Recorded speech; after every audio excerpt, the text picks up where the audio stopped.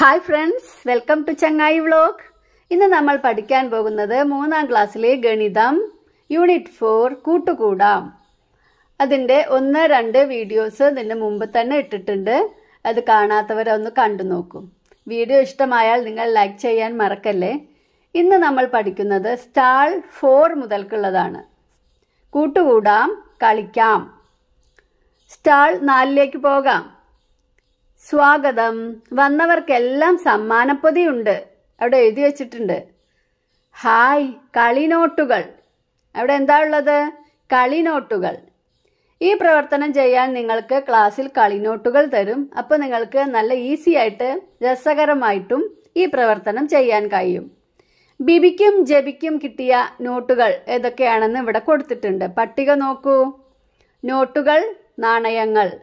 ചിലപ്പോൾ നാണയങ്ങളുമാവാം, നോട്ടുകളുമാവാം. ബിബിക്ക് കിട്ടിയതാണ് ആദ്യം കൊടുത്തിട്ടുള്ളത്. നോക്കാം. 200 രൂപയുടെ നോട്ട് 2 എണ്ണം. അപ്പം അതിൻ്റെ തുക എത്രയാകും?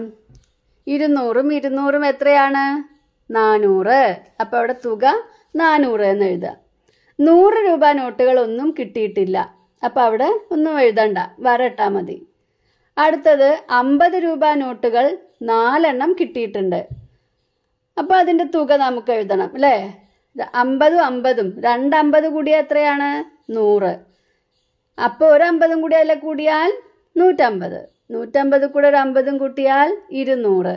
അപ്പോൾ അവിടെയും തുക എന്നുള്ളതിൻ്റെ സ്ഥലത്ത് 200 എന്ന് എഴുതാം. 20 രൂപ നോട്ട് 3 എണ്ണം കിട്ടിയിട്ടുണ്ട്. 20 20ഉം 40, 40 20ഉം 60. അപ്പോൾ തുകയുടെ സ്ഥാനത്ത് 60 എന്ന് എഴുതുക. 60 എഴുതുമ്പോൾ സ്ഥാനം തെറ്റാതെ എഴുതണം. 200ൻ്റെ ചോടെ 10ൻ്റെയും ഒറ്റയുടെ സ്ഥാനത്തായിട്ട് വേണം 60 എഴുതാൻ.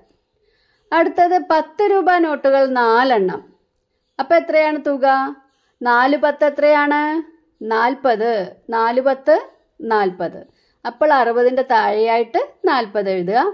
5 രൂപ നോട്ടുകളൊന്നും കിട്ടിയിട്ടില്ല. അവിടെ ഒരു വര ഇടുക. ഇനി അത് നമുക്കൊന്ന് കൂട്ടി നോക്കാം. കൂട്ടി നോക്കുമ്പോൾ എത്രയാണ് കിട്ടുക? അപ്പോൾ നമ്മൾ നോട്ടുകൾ കൂട്ടി നോക്കുമ്പോൾ നമുക്ക് എത്ര കിട്ടും? 700. നോട്ടുകളുടെ ആകെ തുക 700. ഇനി ജെബിക്ക് കിട്ടിയ നോട്ടുകൾ നോക്കാം. 200 രൂപ നോട്ടുകൾ 0ആണ്. അവിടെ ഒന്നും കിട്ടിയിട്ടില്ല. അപ്പോൾ നമ്മൾ അവിടെ തുകയുടെ സ്ഥാനത്ത് വരയിടുക. അവിടെ ഒന്നുമില്ല. പിന്നെ 100 രൂപ നോട്ടുകൾ 2 എണ്ണം കിട്ടിയിട്ടുണ്ട്. അപ്പോൾ 100ഉം 100ഉം 200 എന്ന് എഴുതുക. അടുത്തത് 50 രൂപ നോട്ടുകൾ കിട്ടിയിട്ടില്ല. അവിടെ വരയിടുക. 20 രൂപ നോട്ടുകളും കിട്ടിയിട്ടില്ല. അവിടെയും വരയിടുക. 10 രൂപ നോട്ടുകൾ 5 എണ്ണം കിട്ടിയിട്ടുണ്ട്. അപ്പോൾ 5 10. 5 10 50. അടുത്തത് 5 രൂപ നോട്ടുകളോ അല്ലെങ്കിൽ 5 രൂപ നാണയമോ എന്തോ 2 എണ്ണം കിട്ടിയിട്ടുണ്ട്. അതായത് 2 5, 5 5ഉം 10. ഇനി ജെബിക്ക് കിട്ടിയ നോട്ടുകളുടെ തുക എത്രയായിരിക്കും? 260. ബിബിക്ക് കിട്ടിയത് അവിടെ എന്താ എഴുതേണ്ടത്? 700. ജെബിക്ക് കിട്ടിയത് 260. ഇനി അവർക്ക് 2 ആൾക്കും കൂടി കിട്ടിയതിൻ്റെ തുക കാണാം. 700 കൂട്ടണം 260. അപ്പോൾ എത്രയാണ് കിട്ടുക? നമുക്ക് ഒന്ന് ക്രിയ ചെയ്യാതെ കൂട്ടി നോക്കിയാലോ? ഒറ്റയുടെ സ്ഥാനത്ത് 0 0 0 0 ഇട്ടു. അടുത്തത് 0 6ഉം 6ഉം 0 6 തന്നെ 6 ഇടൂ. പിന്നെ 7ഉം 2ഉം 9. 960. എത്ര കിട്ടിയാണ്? 960. 1000 രൂപ ആകുവാൻ ഇനി എത്രയാണ് വേണ്ടത്? 1000 രൂപ ആവാൻ അപ്പോൾ അങ്ങനെ കാണുക. അത് കാണാൻ വേണ്ടി 1000ൽ നിന്ന് 960 കുറയ്ക്കണം. അതായത് 960നോട് എത്ര കൂട്ടിയാലാണ് 1000 ആവുക? 960ൽ കൂടെ നമുക്ക് 10 10 വെച്ച് കൂട്ടി നോക്കാം. 960ഉം 10ഉം 970. 970ഉം 10ഉം 980. 980ഉം 10ഉം 990. 990ഉം 10ഉം 1000. അപ്പോൾ നമ്മൾ എത്ര 10 കൂട്ടി? 4 10 കൂട്ടി. അതായത് 4 10 40. അപ്പം നമുക്കിനി 40 രൂപ സ്റ്റാളിൽ നിന്ന് കിട്ടുമെന്ന് ഇവിടെ ദാ എഴുതിയിട്ടുണ്ട്. രണ്ടുപേരുടെയും കൂടി തുക 1000 ആകുവാൻ 50 രൂപ വരെ സ്റ്റാളിൽ നിന്നും കിട്ടും. അപ്പം നമുക്ക് സ്റ്റാളിൽ നിന്ന് ഒരു 40 രൂപ കൂടി വാങ്ങി നമ്മുടെ ജെബിക്കും ബിബിക്കും 1000 ആക്കാം അല്ലേ? ഇത് നോട്ട് ബുക്കിലും ചെയ്യണം കേട്ടോ. ഈ സ്റ്റാൾ 4ന്റെ ഈ നോട്ടിൻ്റെ കണക്ക് നോട്ട് ബുക്കിൽ ചെയ്യണേ എന്ന് പ്രത്യേകം നിങ്ങളോട് പറയുന്നുണ്ട്. ഓക്കെ, അപ്പോൾ സ്റ്റാൾ 5 നോക്കാം. കളിക്കാം, രസിക്കാം. 2 തവണ ടോക്കൺ എറിയൂ. കിട്ടിയ സംഖ്യകളുടെ തുക കണക്കാക്കൂ. നമ്മൾ ഡൈസ് എറിഞ്ഞ് കളിച്ചിട്ടുള്ള കളി കളിക്കാറുണ്ടല്ലോ അല്ലേ? അതുപോലെ 2 തവണ ഈ കളത്തിലേക്ക്, ഇവിടെ ദാ സംഖ്യകളുടെ ഒരു കളമുണ്ട് അല്ലേ? അതിൽ ഏത് സംഖ്യയിലാണ് വീഴുന്നത് ആ 2 സംഖ്യകളുടെ തുക കണക്കാക്കൂ. ആദ്യ തവണ ടോക്കൺ എറിഞ്ഞപ്പോൾ ബിബിക്കും ജെബിക്കും ഒരേ സംഖ്യകളാണ് കിട്ടിയത്. രണ്ടാൾക്കും കിട്ടിയത് ഒന്ന് 237 മറ്റൊന്ന് 146. എന്നാൽ രണ്ടുപേരും ഉത്തരം കണ്ടുപിടിച്ച രീതി നോക്കൂ. രണ്ടുപേരും എങ്ങനെയാണ് ഇതിൻ്റെ തുക കണ്ടുപിടിച്ചത്? വ്യത്യാസമാണ്. ബിബിയുടെ രീതി നോക്കൂ. ബിബി എല്ലാത്തിനെയും ഒന്ന് പിരിച്ചെഴുതിയിട്ടുണ്ട്. 237 കൂട്ടണം 146 സമം. അതിനെ ആദ്യം 200ഉം 30ഉം 7ഉമാക്കി മാറ്റി എഴുതിയിരുന്നു അല്ലേ? 200 കൂട്ടണം 30 കൂട്ടണം 7. 146ന് 100 കൂട്ടണം 40 കൂട്ടണം 6. അതായത് ഒറ്റയും 10ഉം 100ഉം വേർതിരിച്ചെഴുതി. ഇനി ആദ്യം 100ന്റെ സംഖ്യകൾ കൂട്ടുകയാണ്. 200ഉം 100ഉം. 200 കൂട്ടണം 100. പിന്നെ 10ന്റെ സംഖ്യകൾ 30ഉം അടുത്തതിൽ 40ഉം. 30 കൂട്ടണം 40. ഇനി ഒറ്റയുടെ സംഖ്യകൾ 7 കൂട്ടണം 6. അപ്പോൾ ആദ്യം 200ഉം 100ഉം കൂട്ടി നമ്മളിവിടെ എഴുതുകയാണ് 300. 30ഉം 40ഉം കൂട്ടുമ്പോൾ 30 കൂടെ 40 കൂട്ടിയാൽ 70. ഇനി 7ഉം 6ഉം കൂട്ടിയിട്ട് 13. അടുത്തത് നോക്കൂ. 300 കൂട്ടണം 70ഉം 13ഉം കൂട്ടിയിട്ടുണ്ട്. 70ഉം 13ഉം കൂട്ടിയിട്ട് 83 കിട്ടി. അപ്പോൾ 300ഉം 83ഉം കൂട്ടിയിട്ട് 383. ഇങ്ങനെയാണ് ബിബി ചെയ്തത്. ഇനി ജബി ചെയ്തത് നോക്കൂ. 237ന് 230ഉം 7ഉമാക്കി മാറ്റി. രണ്ട് തരം പിരിച്ചിട്ടുള്ളൂ. ഒറ്റ മാത്രം പിരിച്ചിട്ടിരിക്കുകയാണ്. 146ന് 140ഉം 6ഉം. ഇനി 6ഉം 7ഉം കൂട്ടി നോക്കിയപ്പോൾ 13 എന്ന് കിട്ടിയിട്ടുണ്ട്. ഈ 230ഉം 140ഉം കൂട്ടി നോക്കൂ. 0 0 0 3 4 7 2 1 3. അതായത് 370ഉം 13ഉം. ഇനി അത് തമ്മിൽ കൂട്ടുക. 370 കൂട്ടണം 13 383. ഏത് രീതിയാണ് നിങ്ങൾക്ക് എളുപ്പമായി തോന്നിയത്? ആ രീതി നിങ്ങൾക്കും തുടരാം. ഓക്കെ, അടുത്ത പേജ് നോക്കൂ. എങ്ങനെയാണ് ഈ ഉത്തരം കിട്ടിയത് എന്ന് അവിടെ കുറച്ചും കൂടി വിശദാക്കി തന്നിട്ടുണ്ട്. നൂറുകൾ, പത്തുകൾ, ഒന്നുകൾ.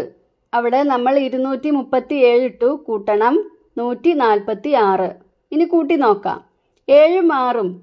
7ഉം 6ഉം എന്നുള്ളിടത്ത് 3 നട്ടിരിക്കുന്നത് അല്ലേ? 7ഉം 6ഉം 13 അല്ലേ?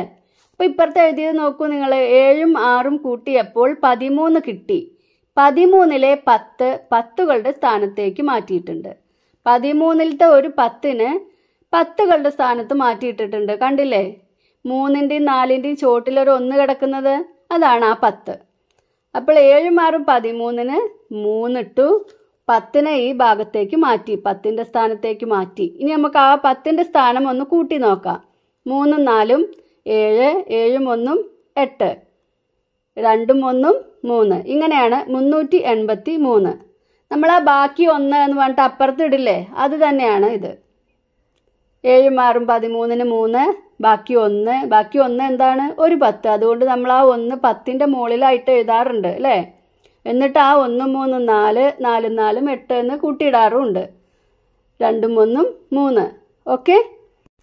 237നോട് 146 കൂട്ടിയാൽ 383 കിട്ടും. എങ്കിൽ 236നോട് 148 കൂട്ടിയാൽ എത്ര കിട്ടുമെന്ന് മനക്കണക്കായി പറയാമോ? കൂട്ടാതെ തന്നെ നമുക്കത് പറയാൻ കഴിയും അല്ലേ? അപ്പം നമ്മൾ ആദ്യം തന്നെ ഒറ്റയുടെ സ്ഥാനത്തുള്ള 6ഉം 8ഉം കൂട്ടിയപ്പോൾ 14. പത്തുകളുടെ സ്ഥാനത്തുള്ള 30ഉം 40ഉം കൂട്ടിയപ്പോൾ 70. ഇത് 14നോട് കൂട്ടിയപ്പോൾ 84. ഇതിനോട് 100ന്റെ സ്ഥാനത്ത് 200ഉം 100ഉം ചേർക്കണം. അതായത് 300 കൂട്ടണം.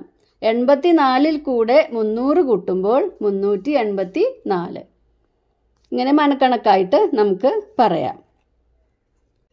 ഇനി നോക്കൂ, മിൻഹയ്ക്ക് കിട്ടിയ സംഖ്യകൾ 536, 325 എന്നിവയാണ്. തുക കണക്കാക്കിയത് നോക്കൂ. ഇപ്പൊ ഇതേപോലെ ഇട്ടിട്ട് നമുക്ക് കണക്കാക്കാൻ കുറച്ചുകൂടി എളുപ്പമാണെന്ന് തോന്നുന്നു. 536നെ 500ഉം 30ഉം 6ഉം നേരത്തെ ചെയ്ത പോലെ തന്നെ ആക്കി. 325നെ അതിന്റെ ചുവട്ടിലായിട്ടിട്ടു. 300ഉം 20ഉം 5ഉമായിട്ടിട്ടു. ഇനി ഇത് കൂട്ടി നോക്കുകയാണ്. 6ഉം 5ഉം 11, 30ഉം 20ഉം 50, 500ഉം 300ഉം 800. ഇനി നമ്മൾ 800ഉം 50ഉം 11ഉം കൂട്ടണം. 800 കൂടെ 50 കൂട്ടുമ്പോൾ 850, 850 കൂടെ 10 കൂട്ടിയാൽ 860, പിന്നെ ഒരു 1 കൂടിയും കൂട്ടിയാൽ 861. അതല്ലാതെ നമുക്ക് ഇവിടെ നേരെ ഇട്ട് കൂട്ടിയിട്ടുണ്ട് അല്ലേ. 536 കൂട്ടണം 300. ആദ്യം 536 കൂടെ 325ലെ 300 കൂട്ടുകയാണ്. അപ്പോൾ 836. പിന്നെ അതിൽ കൂടെ 325ലെ 20 കൂട്ടുകയാണ്. അപ്പോഴോ 856. പിന്നെ 325ലെ 5നെ ഇവിടെ കൂട്ടുകയാണ്. 861. നമുക്കും ടോക്കൺ എറിഞ്ഞ് കളിക്കാം. ഒരാൾക്ക് 2 തവണ എറിയാം. ഓരോ തവണയും കിട്ടിയ സംഖ്യകളുടെ തുക കണക്കാക്കുക. എനിക്ക് കിട്ടിയ സംഖ്യകൾ. ഒന്നാം കളിയിൽ എനിക്ക് കിട്ടിയ സംഖ്യകൾ 315, 536. അതിന് ഞാൻ എങ്ങനെയാണ് തുക കണക്കാക്കുന്നത്? 300 കൂട്ടണം 10 കൂട്ടണം 5 കൂട്ടണം 500 കൂട്ടണം 30 കൂട്ടണം 6. ഇനി കൂട്ടി നോക്കാം. ഒറ്റയുടെ സ്ഥാനത്തുള്ള 5ഉം 6ഉം കൂട്ടുമ്പോൾ 11. പത്തുകളുടെ സ്ഥാനത്തുള്ള 10ഉം 30ഉം കൂട്ടിയാൽ 40. നൂറുകളുടെ സ്ഥാനത്തുള്ള 300ഉം 500ഉം കൂട്ടുമ്പോൾ 800. ഇനി നമുക്ക് 800ഉം 40ഉം 840. 840ൽ കൂടെ 10 കൂട്ടുക ആദ്യം. അപ്പോൾ 850. പിന്നെ ആ 1 കൂടി കൂട്ടുക.